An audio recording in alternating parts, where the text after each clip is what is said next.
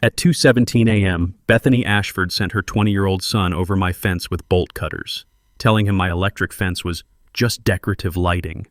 The 10,000-volt shock launched Jason backward like a rag doll. A blinding flash lit up my yard. Alarms shrieked. His scream tore through the desert night. By the time I ran outside, Jason was on the ground convulsing, and Bethany was frantically checking on him while still clutching the papers she'd planned to plant on my property. All of this started because my disabled daughter needed a wheelchair ramp, and this woman decided that meant we should lose our home. What Bethany still didn't realize in that moment was that every second of her plan was being recorded, and when that footage reached the right hands, everything changed. What would you do if someone risked their own child to steal your home? Curtis Manning never thought he'd be living in a suburban HOA community. After 20 years in the Army, followed by a decade running his own security company, Curtis was more comfortable with wide-open spaces and neighbors who minded their own business. But life has a way of throwing curveballs. When his ex-wife abandoned their 15-year-old daughter Emma 3 years earlier, citing the stress of Emma's spina bifida as too much to handle, Curtis found himself needing a fresh start in a place with good schools and medical facilities. The Meadowview Heights community seemed perfect: single-story homes, wide driveways, and what appeared to be reasonable HOA rules. Curtis was 48, with graying temples and the kind of steady demeanor you get from defusing bombs in Afghanistan. These days, he installed security systems for a living, but more importantly, he was Emma's full-time caregiver. Emma was brilliant, honor roll student, debate team captain, but she needed a wheelchair for longer distances and specialized equipment at home. The smell of fresh coffee filled their kitchen that Tuesday morning in March when Curtis first encountered Bethany Ashford. He was helping Emma with her physical therapy exercises when the doorbell rang. Through the peephole, he saw a woman in her 50s with perfectly coiffed blonde hair and a clipboard that screamed trouble. "Mr. Manning, I'm Bethany Ashford, chair of the Architectural Review Committee." Her voice had that sugary, sweet tone that immediately put Curtis on alert. "I need to discuss some violations with your property." Curtis opened the door, noting how her eyes immediately went to Emma's wheelchair ramp, a beautiful piece of cedar construction that blended seamlessly with the house's design. He'd built it himself, complete with proper permits and county approval. "What violations would those be, ma'am?" Bethany's smile tightened. This ramp wasn't approved by the committee. "It's a significant structural modification that affects the neighborhood's aesthetic standards." She handed him a citation. "That's a $500 fine, with additional daily penalties until it's removed." Curtis felt that familiar tingle at the base of his skull, the same one he'd gotten right before IEDs went off in Kandahar. Emma wheeled up beside him, and he could see the worry in her eyes. "I have all the permits," Curtis said calmly. "County Building Department, ADA compliance certification, HOA architectural approval from when I submitted the plans 8 months ago." "Those approvals are insufficient," Bethany said, not even glancing at the paperwork Curtis retrieved from his filing cabinet. "The current board has updated our standards. You have 30 days to remove the structure or face escalating fines." The crisp sound of papers shuffling filled the awkward silence as Curtis organized his documentation. The scent of Bethany's overpowering perfume, something floral and expensive, made his nose twitch. After Bethany left, Curtis did what any good soldier does. He researched his enemy. Meadowview Heights had 847 homes and a board of 5 members. Bethany had been chair for 3 years, during which property values had risen dramatically. Too dramatically. Curtis started noticing a pattern in the HOA meeting minutes. Certain homeowners, mostly elderly or those with disabilities, faced repeated citations while others seemed immune. He spent hours poring over county records, HOA financial statements, and architectural approval logs. The more he dug, the more questions emerged. Why were some modifications approved in days while others languished for months? Why did certain contractors seem to get preferential treatment? And why did Bethany's own property have several unpermitted additions that somehow never appeared on violation lists? Emma found him that night hunched over his laptop, scrolling through public records. The blue glow of the screen reflected off her concerned face as she wheeled into his home office. "Dad, are we going to have to move again?" Curtis looked at his daughter, remembering the 4 schools she'd already attended because of their family upheaval. Her medical equipment hummed softly in the background, machines that kept her mobile and independent. "Not if I can help it, kiddo. Sometimes people need to be reminded that just because you have a little power doesn't mean you can push people around." What Curtis didn't know yet was that Bethany's power grab went far beyond petty HOA politics. She was running something much more profitable and much more illegal. But Curtis Manning hadn't survived 2 tours in Afghanistan by backing down from bullies. The next morning, Curtis installed his first security camera. Within a week of installing security cameras around his property, Curtis caught his first break. The high-definition footage showed Bethany trespassing on his property at 6:47 a.m. on a Thursday, using her phone to photograph Emma's therapy equipment in their backyard. She spent nearly 20 minutes measuring distances and taking notes, clearly trying to find new violations to cite. Curtis had learned a valuable lesson in the military. Documentation beats confrontation every time. So instead of immediately confronting Bethany, he compiled the footage, checked his property boundaries with a surveyor, and prepared his counterattack. The second citation arrived Friday afternoon, hand-delivered by Bethany herself. This time she'd brought backup, a thin man in an ill-fitting suit she introduced as our compliance inspector. "Mr. Manning, this is about your unauthorized storage structure," Bethany announced, pointing to Emma's pool therapy equipment. The heated therapy pool and lift system had been installed by Emma's medical team and was essential for her daily physical therapy. "That's medical equipment," Curtis said evenly, "prescribed by her physician and installed by certified medical equipment specialists." Bethany's fake inspector scribbled notes on his clipboard.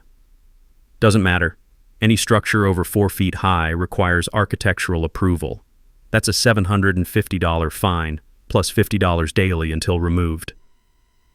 Curtis felt the familiar burn of anger in his chest, but he kept his voice steady. "Ma'am, I have documentation showing you photographed this equipment without permission by trespassing on my property. That's a criminal offense in Arizona." For just a moment, Bethany's mask slipped. Curtis caught a flash of something ugly, the look of someone who'd gotten used to people backing down. "I have every right to inspect properties for violations. It's in the HOA covenants." "Actually, it's not." Curtis pulled out a printed copy of the covenants, highlighted and annotated.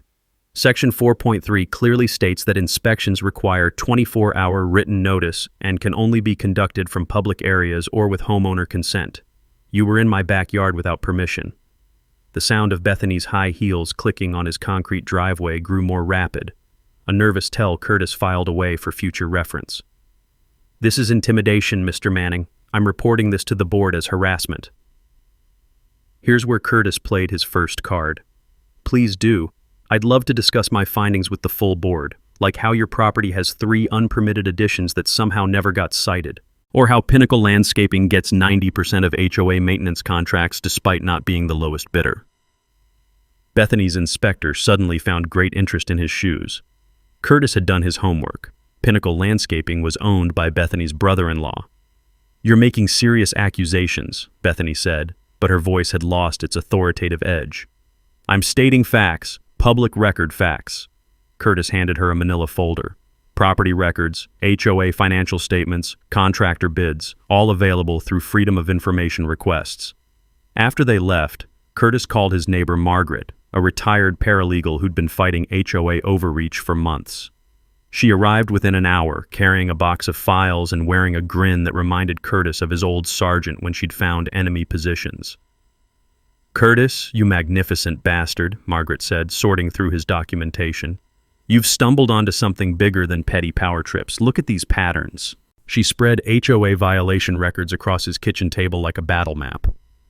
"See how violations spike right before quarterly board meetings? And how they're always resolved by the same 3 contractors? That's not coincidence, that's coordination." Margaret explained a legal concept Curtis hadn't considered: selective enforcement. When HOA boards apply rules inconsistently, especially targeting specific groups, they create liability for themselves. But more importantly, she'd discovered something else in the financial records. "Bethany's been charging homeowners for pre-violation consultations," Margaret said. "Look at these bank deposits, $500 here, $300 there, all cash payments from residents who mysteriously never get cited after paying up." The pieces clicked into place for Curtis. Bethany wasn't just power-hungry, she was running a protection racket.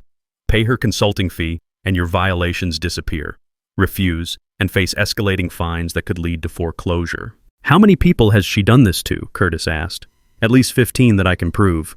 Probably more who paid quietly and never reported it." Margaret's eyes gleamed with the prospect of justice. "Curtis, This isn't just HOA abuse. This is extortion, and it's a felony. Curtis felt something shift inside him, the same calm focus he'd experienced before difficult missions overseas. Bethany had picked the wrong target. She thought she was bullying a single father who'd backed down to protect his daughter. Instead, she'd declared war on someone who knew how to fight back. "Margaret, I'm going to need your help with something, and we're going to need to be very, very careful about how we handle this." The crunch of gravel outside announced another car in his driveway. Through the window, Curtis saw Bethany returning, this time with someone who looked distinctly like a lawyer. Round 2 was about to begin. Bethany's lawyer turned out to be exactly what Curtis expected: expensive suit, patronizing smile, and a briefcase full of legal threats designed to intimidate. What he probably didn't expect was to find Curtis sitting calmly at his kitchen table with Margaret and a stack of evidence that could end Bethany's little empire. "Mr. Manning, I'm attorney Bradley Hutchinson representing the Meadowview Heights HOA," the lawyer announced, settling his considerable bulk into Curtis's patio chair. "We need to resolve this situation before it escalates further." Bethany stood behind him like a general directing troops, her earlier nervousness replaced by smug confidence. Clearly, she thought bringing legal firepower would force Curtis to cave. "I understand you've made some concerning allegations about board procedures," Hutchinson continued, opening his briefcase with theatrical precision. "Mrs. Ashford is prepared to reduce your fines to $200 as a goodwill gesture, provided you remove the unauthorized structures within 48 hours. Curtis didn't respond immediately. Instead, he poured himself coffee, noting how the rich aroma seemed to irritate Bethany's already frayed nerves. Margaret smiled quietly beside him, organizing documents with the methodical precision of someone who'd spent 40 years in legal work. "Mr. Hutchinson, before we discuss resolutions, I think you should know what we've discovered about your client's business practices." Curtis slid a folder across the table.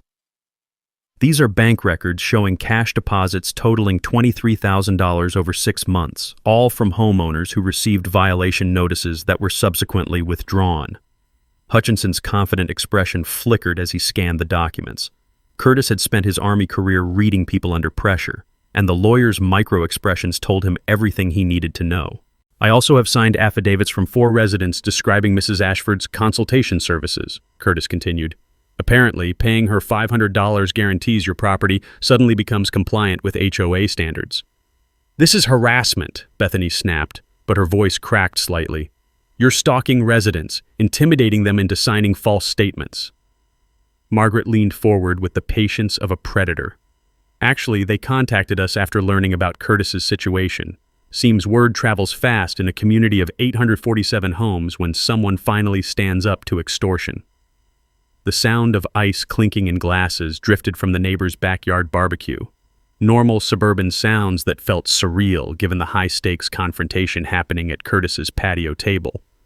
Hutchinson cleared his throat, clearly trying to regain control of the situation. "Even if these allegations had merit, which I'm not conceding, the HOA has legitimate authority to enforce architectural standards." "Absolutely," Curtis agreed, "but only within legal boundaries. Arizona Revised Statute 33-1804 requires HOA enforcement to be consistent and non-discriminatory. Selective enforcement, especially when motivated by financial gain, violates both state law and the Fair Housing Act." Curtis had done more than just research. He'd consulted with a friend from his security business who specialized in civil rights law. The knowledge nugget here was crucial. HOAs can't pick and choose which rules to enforce based on personal profit. Any pattern of discriminatory enforcement can trigger federal civil rights violations, which carry serious penalties. "You're also facing potential RICO charges," Margaret added casually, dropping the nuclear option. "Racketeering laws apply when someone uses an organization to conduct ongoing criminal activity, Mrs. Ashford's consulting business meets that definition." Hutchinson's face went pale. RICO charges meant federal prosecution, asset forfeiture, and prison time. Bethany, apparently not understanding the gravity, doubled down instead of backing off. "This is ridiculous," she sputtered. "I've helped residents understand compliance requirements. That's not illegal." "Taking money to make violations disappear is extortion," Curtis said flatly. "Taking money to avoid violations in the first place is bribery. Both are felonies." The lawyer was furiously scribbling notes. clearly trying to calculate how to extract his client from an increasingly dangerous legal position. But Bethany's next move proved she was too arrogant to recognize when she'd lost. "Fine, you want to play hardball?" Her voice had turned venomous. "Every medical device, every modification, every piece of therapy equipment gets red tagged as a safety violation. I'll have county inspectors here tomorrow declaring this property uninhabitable." Curtis felt something cold settle in his chest. Threatening his daughter's medical equipment crossed a line that couldn't be uncrossed. Emma needed that equipment to maintain her independence and health.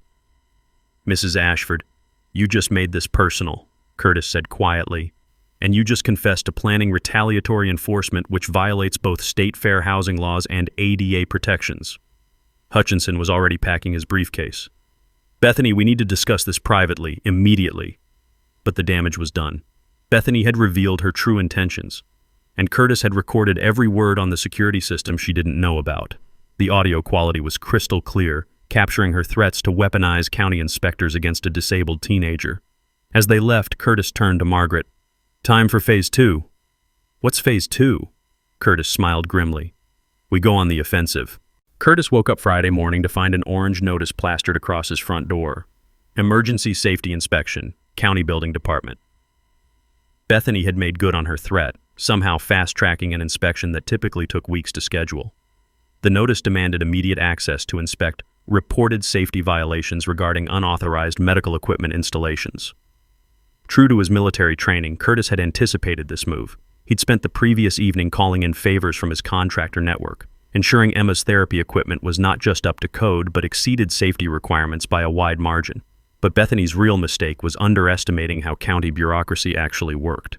At 8 a.m. sharp, Inspector Rodriguez arrived, a no-nonsense woman in her 50s who Curtis immediately recognized as a fellow veteran from the Marine Corps decal on her truck. Behind her came Bethany with another man Curtis didn't recognize, someone trying too hard to look official. "Mr. Manning, I'm here about an emergency inspection request. Have to say, this is unusual. Someone called in claiming immediate safety hazards, but the paperwork seems incomplete." Rodriguez's tone suggested she'd dealt with HOA drama before. Curtis invited her in, noting how Bethany hung back nervously while her companion, who Curtis now suspected wasn't a real inspector, fumbled with a clipboard. "Inspector Rodriguez, I appreciate you coming out. All of my daughter's medical equipment was installed by certified medical equipment specialists with proper permits and county approval." Curtis handed her a 3-ring binder. "Complete documentation, including electrical certifications and ADA compliance reports." Rodriguez flipped through the documentation with professional thoroughness. The sweet scent of Emma's physical therapy lotion lingered in the hallway as they examined the pool lift system, equipment that had quite literally given Emma her mobility back after years of declining strength. "This is actually beautiful work," Rodriguez said, testing the lift mechanism. "Medical-grade installation, proper electrical isolation, emergency shutoffs. Whoever did this knew what they were doing." "I did the electrical work myself," Curtis said. 20 years maintaining military communications equipment, then 10 years in civilian security systems. Got all the proper licenses before starting." Here's where things got interesting. Rodriguez turned to Bethany's companion. "Sir, are you a licensed building inspector? I don't have any record of a joint inspection request." The man's face flushed. I work with Mrs. Ashford on compliance issues." "That's not an answer to my question," Rodriguez said with the authority of someone who'd dealt with wannabe inspectors before. "In Arizona, representing yourself as a building inspector without proper certification is a Class 6 felony. Are you claiming to be an inspector?" Bethany stepped forward quickly. "He's my architectural consultant. I requested the inspection based on safety concerns reported by neighbors." Rodriguez's expression shifted from professional to skeptical. "Ma'am, false reporting of safety violations is also illegal. Were you aware that making fraudulent emergency inspection requests wastes county resources and can result in fines up to $5,000? This was Curtis's knowledge nugget moment. Arizona law specifically protects homeowners from harassment through false code enforcement reports. Filing fake emergency inspections can result in criminal charges and civil liability for the person making false reports. The sound of Emma's wheelchair approaching made everyone turn. She'd been listening from the kitchen, and Curtis could see the worry in her eyes despite her attempt at a brave smile. "Inspector, Would you like me to demonstrate the equipment so you can verify it's working properly? Emma asked with the maturity that constantly amazed Curtis. Rodriguez's expression softened immediately. That would be very helpful, honey. Emma's demonstration was flawless, showing how the lift operated, explaining the safety features, even discussing how the pool temperature monitoring helped with her therapy regimen. Rodriguez asked technical questions that Emma answered with the expertise of someone whose life depended on understanding her equipment. Well, this is clearly a medical necessity, properly installed and maintained, Rodriguez concluded. Mr. Manning, your installation exceeds county requirements. Mrs. Ashford, I'm concerned about the nature of your complaint. These systems are clearly essential medical equipment, not safety hazards. Bethany's fake inspector had quietly retreated to the car, but she pressed on with increasing desperation. What about the unauthorized structural modifications? The ramp changes the building footprint. The ramp has proper permits and ADA compliance certification, Rodriguez replied firmly. Mrs. Ashford, I'm required to file a report about this inspection.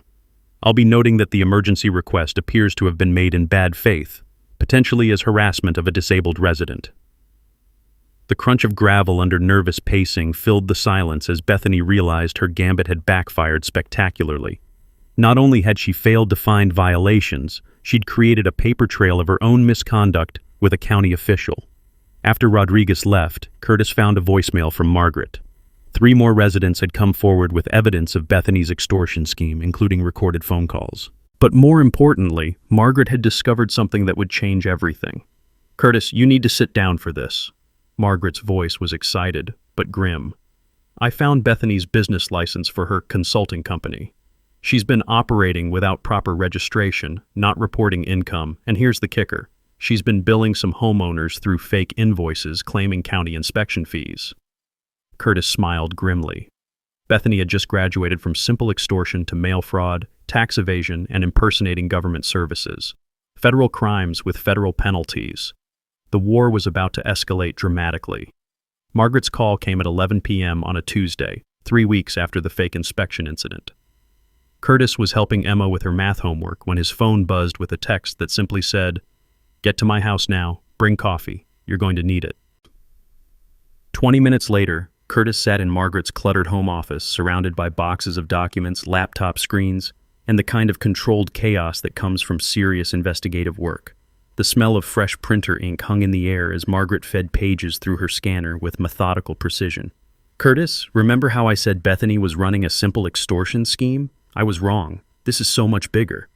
Margaret's eyes had the gleam of a prosecutor who'd just found the smoking gun. She's not just shaking down homeowners, she's created an entire fake bureaucracy. Margaret spread financial documents across her desk like a general planning an invasion. Bank statements, business registrations, and invoice copies painted a picture that made Curtis's military-trained mind immediately grasp the scope of the operation. "Look at this." Margaret pointed to a series of bank deposits.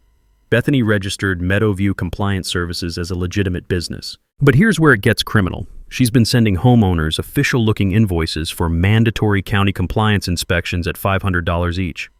Curtis studied the invoices. They looked official, complete with county seals, official-sounding reference numbers, and language designed to make homeowners think they were required government fees. "These aren't real county inspections," Curtis said, understanding immediately. "Exactly. She created fake county inspection requirements, then charged residents to avoid violations that didn't exist. But wait, it gets worse." Margaret pulled up a spreadsheet on her laptop. "She's collected over $185,000 in the past 2 years through this scheme." The number hit Curtis like a physical blow. $185,000 stolen from his neighbors through an elaborate con game that preyed on people's fear of government bureaucracy and HOA retaliation. How many people fell for this? 47 homeowners that I can document, mostly elderly residents and people with disabilities who couldn't afford legal fights. Margaret's voice carried the controlled anger of someone who'd spent her career fighting for justice. She targeted the most vulnerable residents, people who couldn't easily research whether these inspections were legitimate. Margaret showed Curtis copied checks, each one made out to Meadowview Compliance Services, for amounts ranging from $300 to $750. The victims read like a who's who of the community's most vulnerable residents: elderly widows, disabled veterans, single parents, immigrants with limited English. "Here's the beautiful part," Margaret continued. By creating fake government documents and using county seals without authorization, she committed federal mail fraud. Each invoice mailed to a victim is a separate federal felony carrying up to 20 years in prison. Curtis felt pieces clicking into place. So the HOA violations were just the collection mechanism. She'd threaten people with expensive citation battles, then offer her inspection service as the easier solution. Right. Pay $500 for a fake inspection that shows you're compliant or face thousands in violation fines and legal battles. Most people chose the inspection.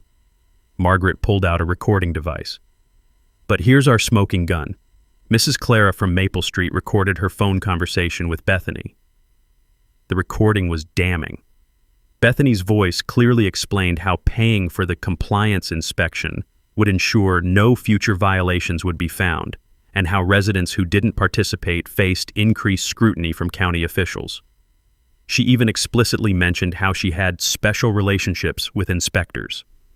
Mrs. Clara paid because her English isn't perfect and she was terrified of dealing with government bureaucracy, Margaret said.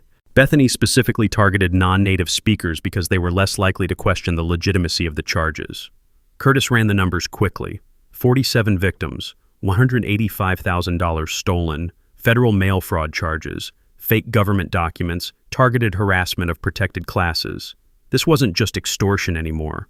This was organized crime with federal implications. Margaret, we need to contact the FBI. Already did. Agent Sarah Collins from the Phoenix field office specializes in public corruption cases. She's very interested in our evidence. Margaret smiled grimly. Bethany picked the wrong neighborhood to run her con. Curtis thought about Emma, about Mrs. Clara, about all the neighbors who'd been terrorized and robbed by someone who was supposed to serve their community. The anger he felt was cold and focused, the kind that had made him an effective soldier and would now make him a dangerous enemy. What's our next move? We gather the rest of the evidence, then we spring the trap. But Curtis, once we start this process, Bethany's going to get desperate. Desperate people do stupid things. Curtis smiled grimly. Good, let her get stupid. Stupid people make mistakes. The next phase of Curtis's operation required the kind of methodical planning he'd learned dismantling terrorist networks in Afghanistan. But instead of hunting insurgents, he was building an airtight case against a suburban con artist who'd stolen nearly $200,000 from his neighbors. Curtis's garage had been transformed into a command center. Pegboards lined the walls, displaying photos, documents, and a timeline that mapped Bethany's crimes with military precision. The scent of fresh coffee competed with the metallic smell of electrical components as Curtis worked on his most important project, a security fence that would be both legal and impossible to circumvent. Emma, hand me that voltage meter, Curtis called out as his daughter wheeled over with tools organized in military-style efficiency. She'd become his unofficial operations coordinator, helping catalog evidence with the detail-oriented mind she'd inherited from her father. Dad, Agent Collins called. She wants to review our evidence package tomorrow. Emma's voice carried a mix of excitement and nervousness. Working with the FBI was serious business, even for a teenager who'd grown up around her father's security work. The fence installation was proceeding exactly as Curtis had planned. Arizona law was crystal clear. Property owners had the right to install security measures on their own land, provided they included proper warning signs and didn't create hazards for emergency services. Curtis's design exceeded all legal requirements while creating something Bethany couldn't ignore or circumvent. The perimeter fence stood 8 feet high, topped with 3 strands of electrified wire carrying 10,000 volts. Enough to deliver a memorable shock without causing permanent injury.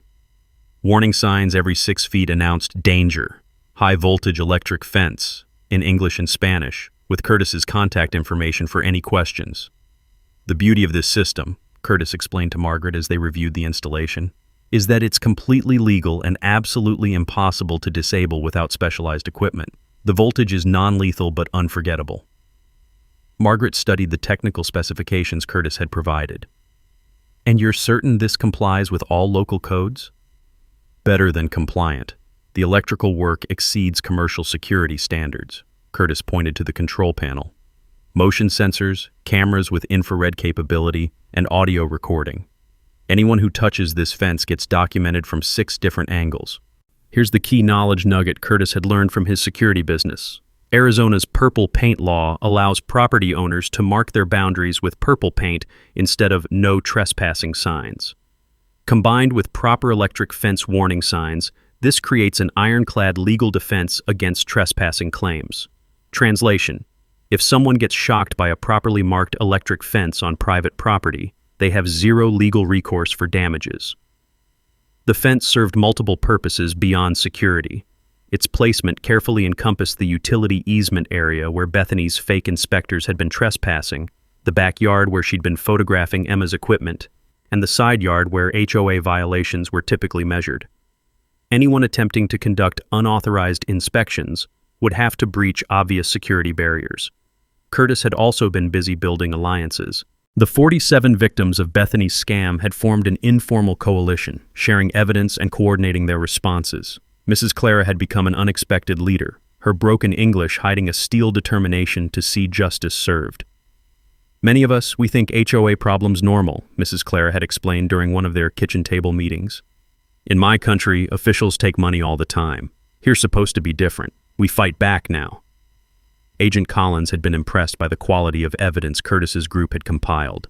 Bank records, recorded phone calls, fake invoices, witness statements, enough material to build multiple federal cases. But she'd also warned them about the dangers of pursuing someone facing serious criminal charges. People get unpredictable when they realize they're looking at 20 years in federal prison, Collins had said. Mrs. Ashford might try to destroy evidence, intimidate witnesses, or even flee. You need to be prepared for escalation. Curtis's military experience had taught him that preparation meant anticipating every possible enemy response. He'd installed additional security cameras, created backup copies of all evidence stored in multiple locations, and established communication protocols with other victims. The financial aspect was equally important. Curtis had consulted with a civil rights attorney who specialized in HOA abuse cases. The lawyer explained how Bethany's selective enforcement created liability for both her personally and the HOA board that had enabled her actions. Federal civil rights violations carry automatic attorney fees for successful plaintiffs, the attorney had explained, plus punitive damages that could easily reach 6 figures. Mrs. Ashford isn't just looking at criminal charges, she's facing financial ruin. Emma had suggested the most elegant touch, a small sign next to the fence's main gate reading, "Security system installed for protection against HOA harassment."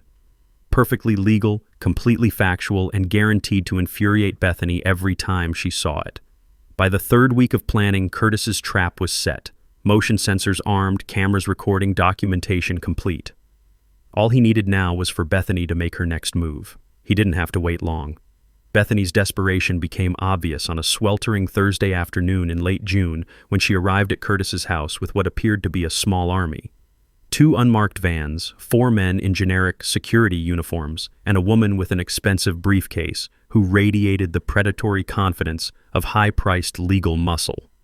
Curtis watched the convoy arrive through his security monitors, feeling the familiar calm that came before decisive action. Emma was safely at her friend's house for a scheduled sleepover. Curtis had started ensuring she was elsewhere whenever Bethany escalated tensions.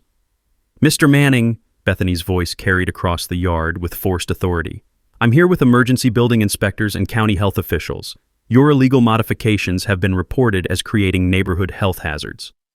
Curtis stepped onto his front porch, noting immediately that none of Bethany's officials carried proper identification, county vehicles, or legitimate inspection equipment.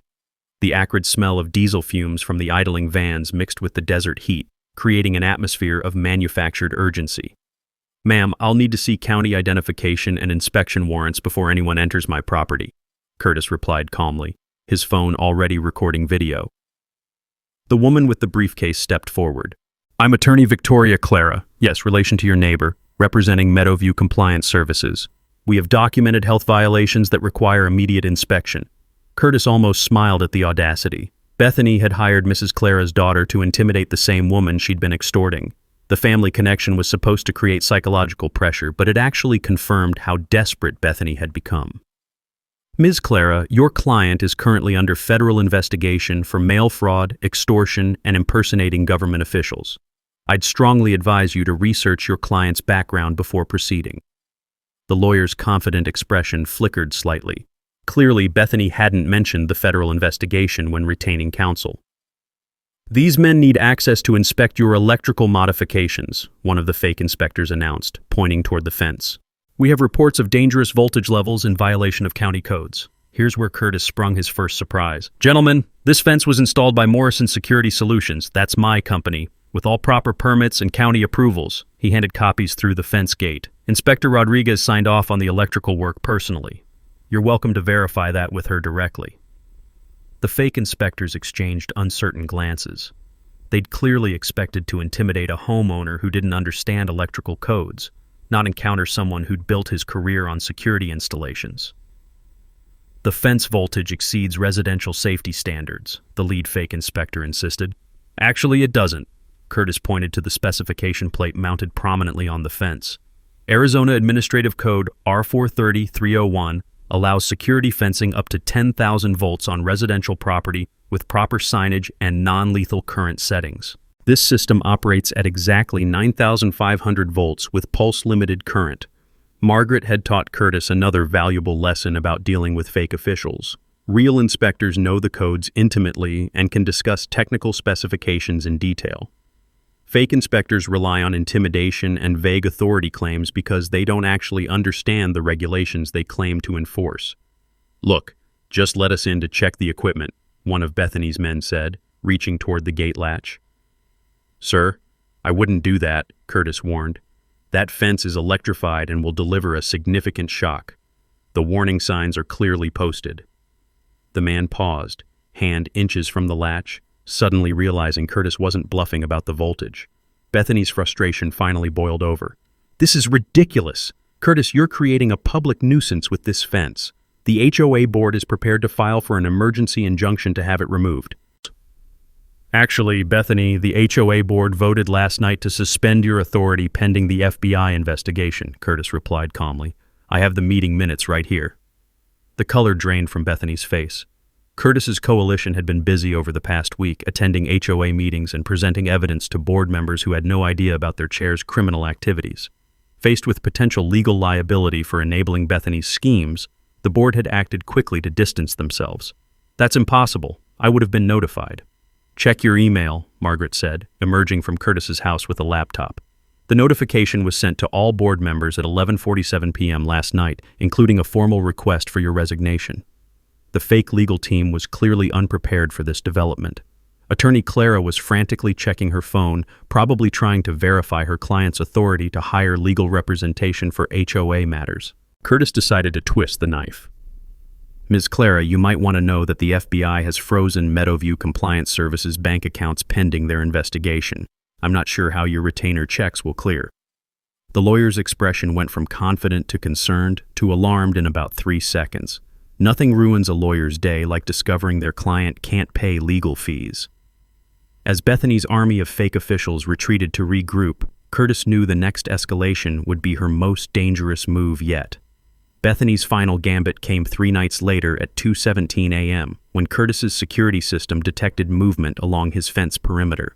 The motion sensors triggered silently, recording everything in high-definition infrared as 2 figures dressed in dark clothing approached his property with what appeared to be bolt cutters and a small crowbar. Curtis had been expecting this. Desperate people facing federal prison time don't typically surrender quietly, especially someone with Bethany's inflated sense of entitlement. From his bedroom window, he watched her direct a younger man, probably her son, toward the fence's electrical control panel. The irony was perfect. After months of trespassing on his property to fabricate violations, Bethany was now committing actual criminal trespass to destroy evidence of her own crimes. Curtis's military training had taught him that enemies often defeated themselves by abandoning legal strategy in favor of obviously illegal desperation. "Dad, is that them?" Emma whispered from her doorway, fully awake despite the early hour. Curtis had prepared her for this possibility, explaining how cornered criminals often escalated to property damage or intimidation. "Yes, sweetheart, but everything's going exactly as planned." Curtis activated his recording system, ensuring multiple cameras captured every angle of Bethany's attempted sabotage. "Call Agent Collins and give her the code phrase we discussed." Emma disappeared to make the call while Curtis watched Bethany's son approach the electrical control panel. The young man clearly had no idea what he was dealing with. He reached confidently for the main shutoff switch, apparently thinking he could simply turn off the power and climb the fence. The 9,500-volt shock knocked him backward 3 feet, sending bolt cutters flying and eliciting a yelp that probably woke half the neighborhood. Security lighting immediately flooded the area, triggered by the system's tamper detection protocols. "Jason, are you okay?" Bethany's frantic voice carried clearly through the night air, her attempted stealth operation now completely blown. "Mom, what the hell? You said it was just decorative lighting." Jason sat up slowly, shaking his head and examining his slightly singed gloves. Curtis smiled grimly. Bethany had lied to her own son about the fence's capabilities, sending him in completely unprepared for what he'd encounter. The conversation was being recorded by multiple microphones, providing perfect evidence of her intent to commit property damage. The sound of sirens in the distance announced Agent Collins' arrival. Curtis had coordinated with the FBI to ensure federal agents responded to any escalation attempts, since Bethany's crimes fell under federal jurisdiction. "This is Agent Collins, FBI. I need everyone to remain calm and keep their hands visible." Collins' voice cut through the night with professional authority as she emerged from an unmarked SUV, followed by 2 other agents and 2 county sheriff's deputies. Bethany's panic was immediate and obvious. "There's been a misunderstanding. We were just checking for safety hazards with the fence installation." "Ma'am, at 2 a.m., while carrying bolt cutters and wearing dark clothing?" Deputy Martinez had the weary tone of someone who'd heard every possible excuse. "And your son just received an electrical shock from attempting to tamper with private property?" Collins approached Curtis's front door while other agents secured the scene. "Mr. Manning, we're going to need your security footage and any other documentation of tonight's incident." "Already prepared, Agent Collins." Curtis handed her a USB drive containing the night's recordings plus comprehensive documentation of Bethany's escalating harassment. Everything from motion detection through attempted property damage, including audio of Mrs. Ashford directing her son to disable my security system. Jason was now standing, looking increasingly confused and angry as he realized his mother had manipulated him into committing a crime. "Mom, you told me we were just checking if his fence was legal. You never said anything about disabling security systems." "Shut up, Jason," Bethany hissed, finally revealing the ugly personality she'd hidden behind suburban pleasantries. Collins studied the recordings on Curtis's security monitor, her expression growing more satisfied with each frame. "Mrs. Ashford, you're under arrest for criminal trespass, attempted destruction of property, and conspiracy to interfere with a federal investigation." The sound of handcuffs clicking seemed unnaturally loud in the desert night air. Bethany's transformation from neighborhood authority figure to federal criminal was complete, witnessed by the growing crowd of neighbors who'd been awakened by the commotion. "This is entrapment," Bethany screamed as agents escorted her toward their vehicle. "He built that fence specifically to trap me." "Actually, ma'am, entrapment requires law enforcement to induce someone to commit a crime they wouldn't normally commit," Collins explained patiently. "Installing legal security measures on private property isn't entrapment. Choosing to trespass and attempt sabotage is entirely your decision." As the FBI vehicles disappeared into the night, Curtis felt the satisfaction of a mission completed successfully. Bethany had been caught red-handed committing federal crimes, with her own words documenting her criminal intent. But the best part was still to come.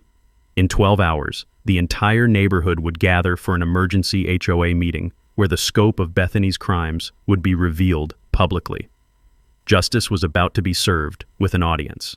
The Meadowview Heights Community Center had never hosted a crowd like the one that gathered Saturday morning at 10 a.m. Word of Bethany's midnight arrest had spread through the neighborhood faster than gossip at a high school reunion, and every available chair was filled with residents demanding answers. Curtis arrived early with Emma, Margaret, and Mrs. Clara carrying boxes of documentation that would transform neighborhood speculation into documented fact. The smell of fresh coffee from the community kitchen mixed with nervous tension as people whispered about FBI raids, criminal charges, and the shocking revelation that their HOA chair was a federal criminal. Agent Collins stood at the front of the room alongside the remaining HOA board members, who looked like deer caught in headlights. Behind them, a projection screen displayed the FBI's official seal, a visual reminder that this wasn't typical HOA drama.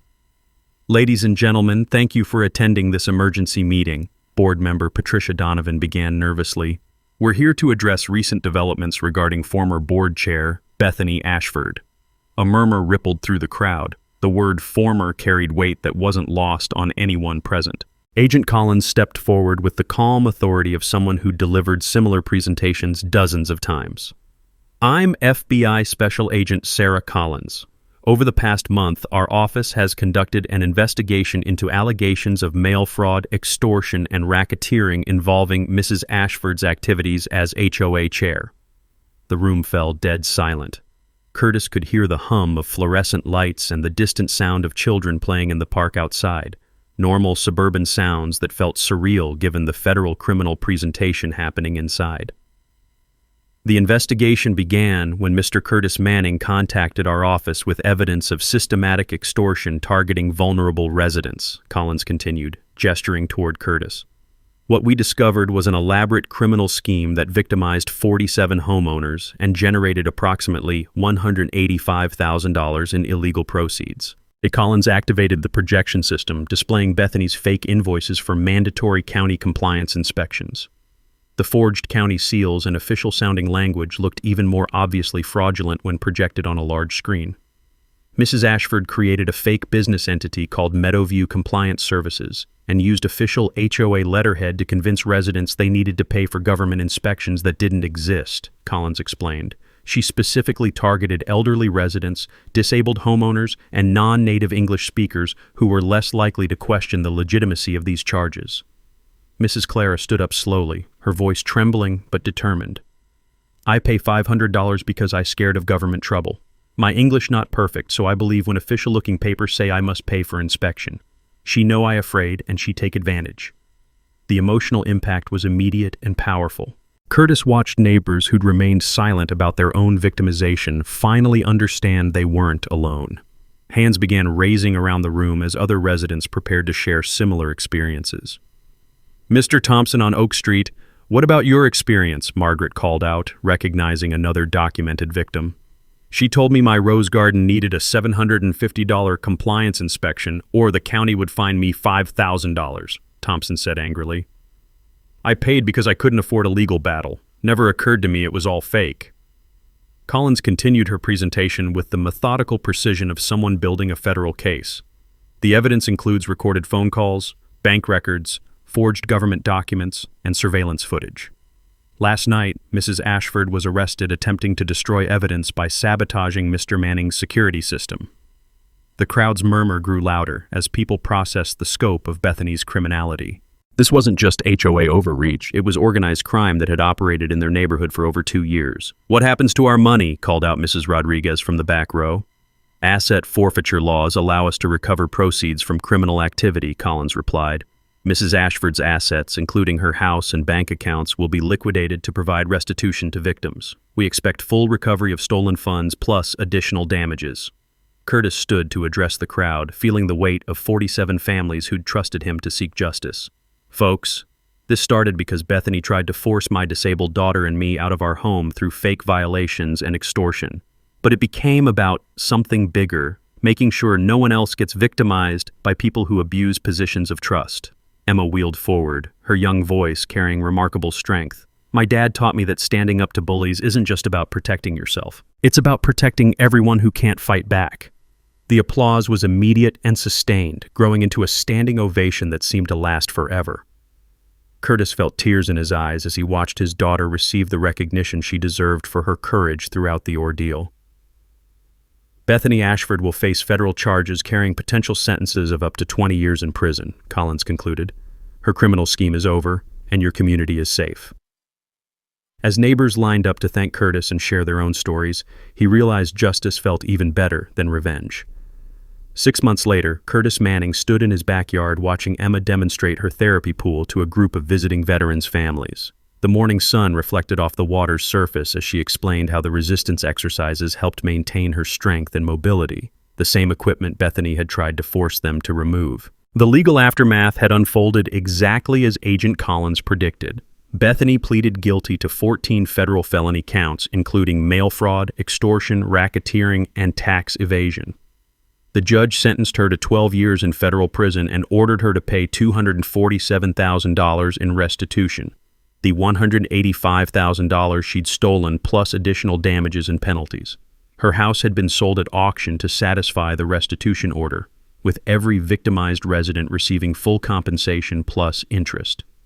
Mrs. Clara had used her settlement to take English classes at the community college, determined that language barriers would never again make her vulnerable to con artists.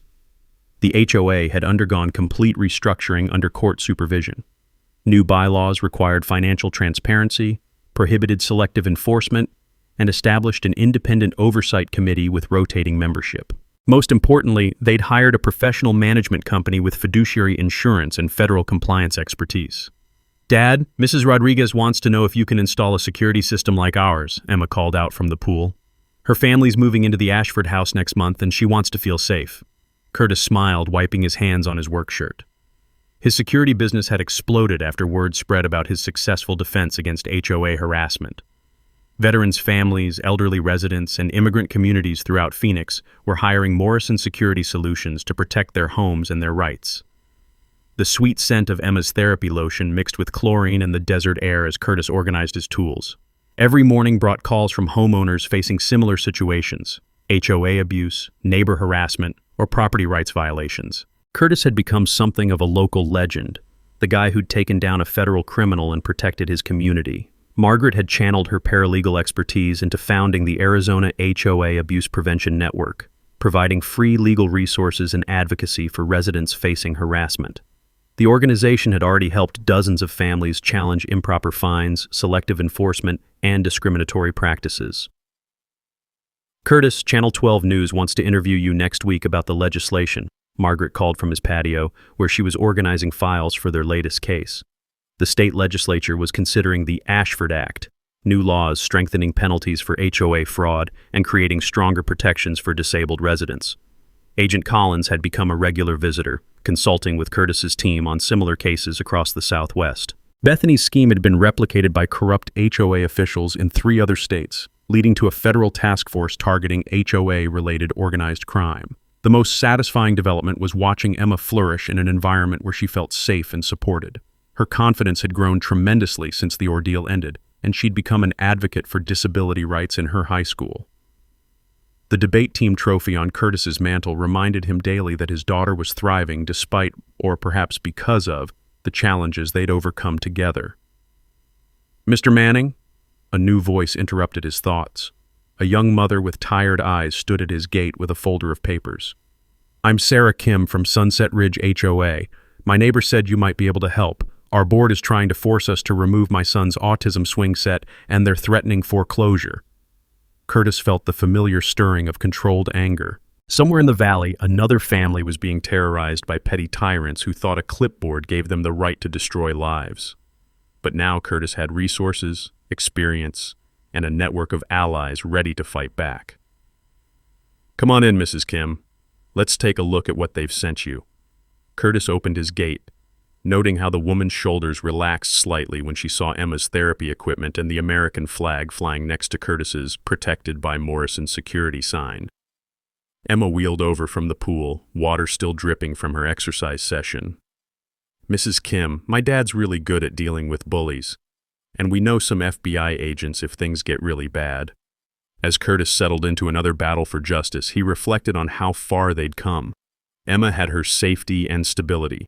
The neighborhood had learned that corruption could be defeated by ordinary people willing to document evidence and work together. And Curtis had found his calling protecting families from the kind of harassment they'd endured. The phone rang again. Another family needing help, another chance to prove that standing up to bullies made communities stronger. Curtis smiled and answered the call. "Morrison Security Solutions. How can we help?" Thanks for hanging out with us on HOA Stories, where the HOA Karens meet their match. If this story had you cheering or cringing, go ahead and like the video, drop a comment with your reaction, and hit subscribe so you're ready for the next wild HOA tale.